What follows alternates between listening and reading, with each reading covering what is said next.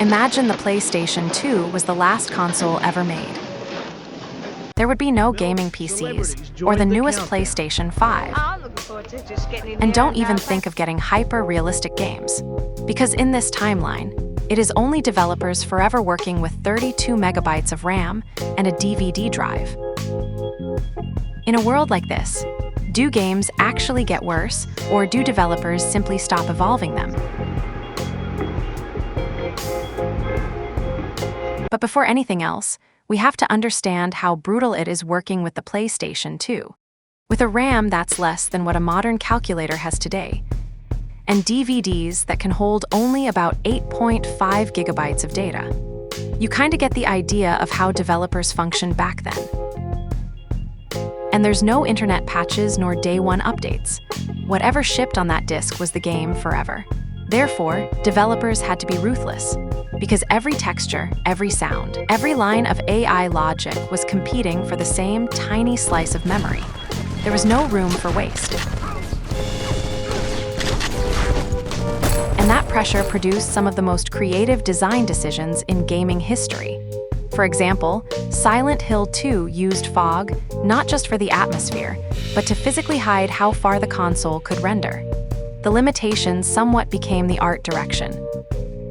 Another example would be Shadow of the Colossus, where they had to strip everything out.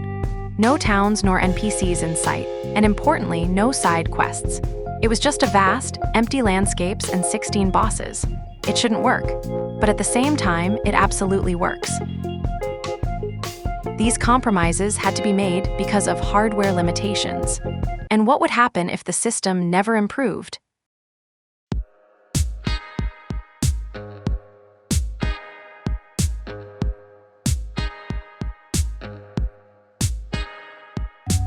The first thing that would likely happen is that today's game worlds get smaller, but every inch of them matters. The sprawling open world genre probably never takes off, because a 100-hour sandboxes with empty countryside between waypoints, that's too much of a wasted storage and memory. Developers learned decades ago that empty space is a liability, so maps shrink, but every corner gets handcrafted. Every alley has a reason to exist, and every building you can enter has something inside worth finding. Therefore, expect many newer games to have only small playable areas, but to be packed with content and story. Another thing is that multiplayer would stay in the living room. With no giant online servers and no battle royales with dozens of players, multiplayer would stay local and split screen would never disappear. But that is absolutely wrong. PlayStation 2 would probably have a massive online gaming community by now, because even today it still has one. Games like EverQuest Online Adventures were one example of an open-world MMO that could fit hundreds of players into a single server. On top of all this, EverQuest could accommodate roughly 3,000 players in a single server, all while running on a PlayStation 2. Early models needed a separate network adapter attachment, but later, the slim models had an Ethernet built in. This is why the PlayStation 2 had a massive library of online games. Therefore, large competitive tournaments would probably still exist. Famous right home with the combo. So be prepared to install Discord on your device, because the PlayStation 2 at this point would be a completely different kind of hardware. With no newer console to play with, people would mod the heck out of it. And it wouldn't just be the hardware. More homebrew games from players would likely start popping up.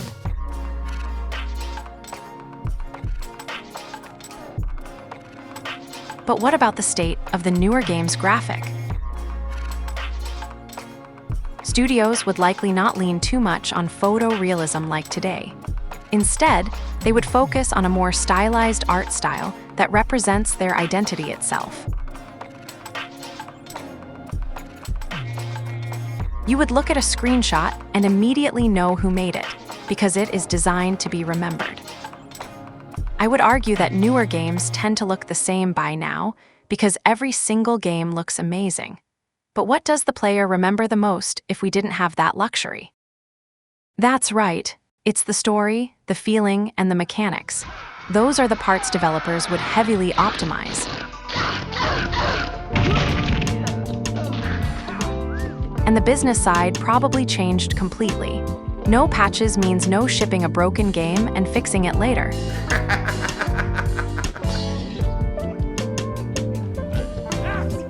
No live service infrastructure means no battle passes, no season content, no microtransactions.